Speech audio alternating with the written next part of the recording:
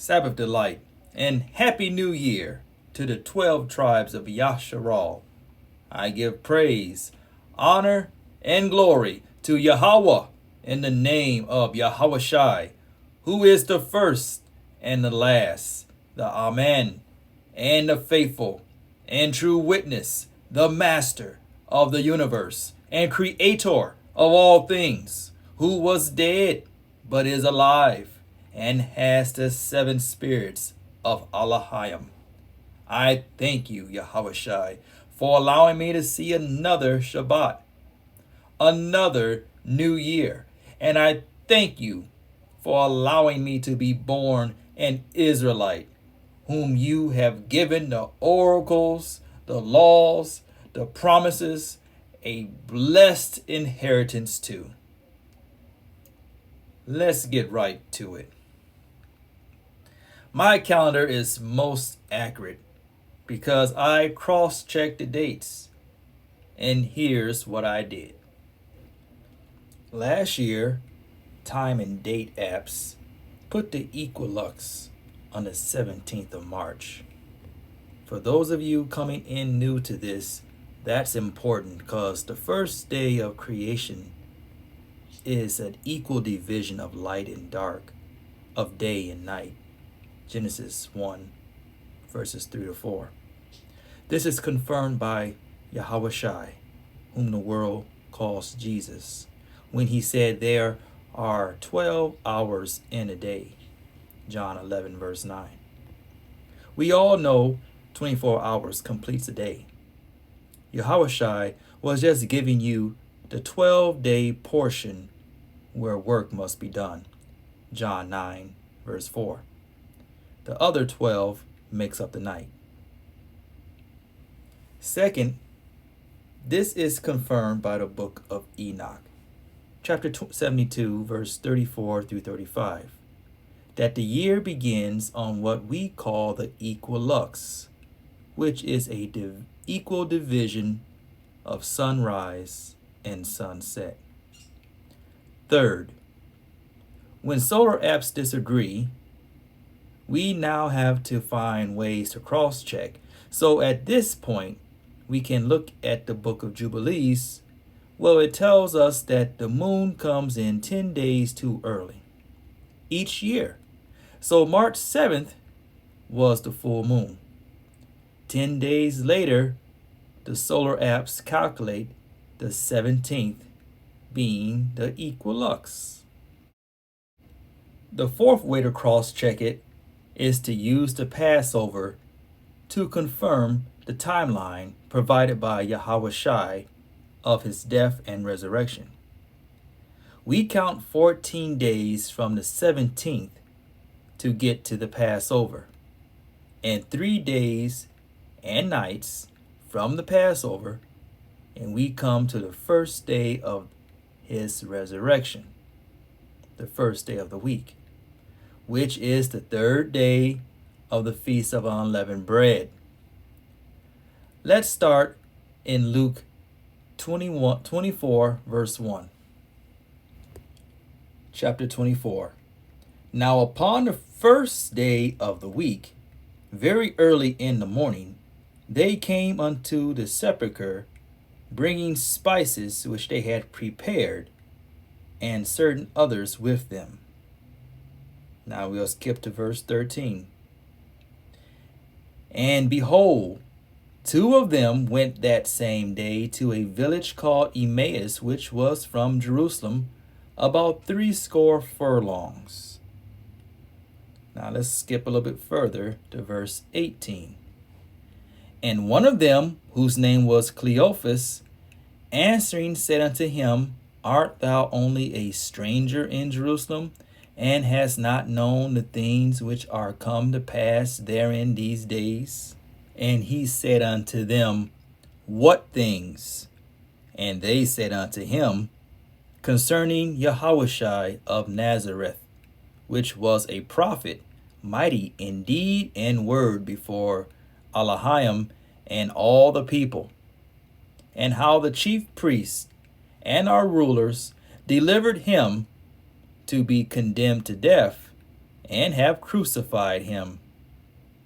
But we trusted that it had been he which should have redeemed Israel.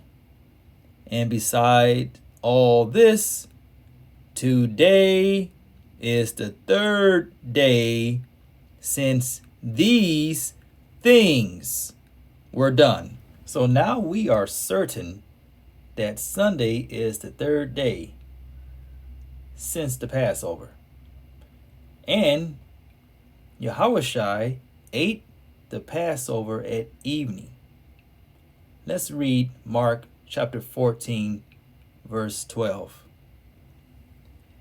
And the first day of unleavened bread, when they killed the Passover, his disciples said unto him, Where wilt thou that we go and prepare thou that thou mayest eat the Passover? Now let's skip down to verse 17 and let's read 17 and 18. And in the evening he cometh with the 12. And as they sat and did eat, Yahushua said, Verily I say unto you, one of you which eateth with me shall betray me. So let's go to another account. And the reason I'm putting an emphasis on this because I heard some teacher in a Q&A lesson tell a member that Yahushua died on the Passover. Well, yes and no. Technically, he died on the first day of the Feast of Unleavened Bread, and I'll show you that. In Luke chapter 22, verse 15, let's go on. It says, And he said unto them, With desire I have desired to eat this Passover with you before I suffer. So this is Yahushua talking about the Passover meal. Let's go to Matthew 26, verse 18 through 21. And he said, Yahushua said, Go into the city to such a man and say unto him, The master saith, My time is at hand. I will keep the Passover at thy house with my disciples. And the disciples did as Yahushua had appointed them, and they made ready the Passover. Now, when the evening was come, he sat down with the 12. And as they did eat, he said, Verily I say unto you that one of you shall betray me. So we have three accounts of where Yahushua ate Passover at evening, and later that night we all know he was betrayed into the hands of men by Judas Iscariot. This is when you start your countdown. Once you do all that correctly and have the proper cross-checking references, this year in 2024, you will determine that New Year's Day was the 15th, which is Abib 1st, the 15th of March. And I have a solar app here that proves that. But remember, a app alone does not give you concrete evidence. You have to do your cross-check referencing. Why? Because these apps are designed by men who are capable of making errors, who are misled, and may make a tweak here and there to satisfy a alternative motive. So keep that in mind, that you can't just trust the app blindly. You must go deeper into the research to get the proper date. So if you have the first day of the month right, then count 14 days to Passover. Then count that first night of the betrayal, the second night on the Friday, And the third night on the Saturday, the Shabbat, we get 3 nights. Now we count the first day on Friday, second day on the Saturday, the Shabbat, and the third day on the Sunday, matching the parable in Matthew 12 verse 40 and lining up with Luke's account about Sunday was the third day since these things were done. Remember, these things were done, referring to his betrayal, his capture, and his crucifixion. And hey, look, this year the Christians have it right. They call it Easter Sunday. I don't call it Easter Sunday because that name in itself has pagan origins, but they call it Easter Sunday, but it's technically the resurrection day of our Messiah. Starting at the betrayal is when you begin your count. Christ was crucified on the first day of unleavened bread, which Christianity has termed Good Friday. Now, I'll briefly answer some questions in another video. But let me add one more thing. So when I use this date and time app here to calculate the time, you're going to see that it lines right up with my calendar in 2023.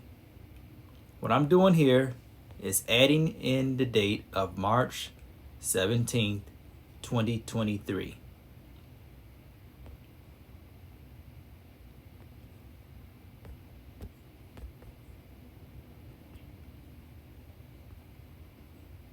Now, I'm going to add 364 days because that's what Enoch tells you that the year is complete. Once I added those days and I calculated it, what do we have? A result of March 15, 2024. So I'm on the money. We didn't add a day. We didn't subtract a day. A solar app shows that there is an equal lux on the 15th. It matches with a 10-day delay of the moon because the moon came in 10 days too early last year. That compounds for this year, so that's a total of 20. It adds up. And for added support, I have the eyes of Yah, the angels hovering overhead to confirm my accuracy. I must be doing something right because I started doing this calendar 2 years ago and I put it in practice with the feast days last year, even building me a sukkah with the branches for the Feast of Tabernacles. And the angels are appearing daily. So I urge you all to take what I'm saying very seriously because I'm getting the confirmation, a heavenly confirmation, and this is telling me that we're getting very close to the time and Yahushai, the proper name of the Messiah, is coming soon. And he wants all of us to be on the right page, on the right feast day. Else you jeopardize holding your feast on an abominable day, an unclean day.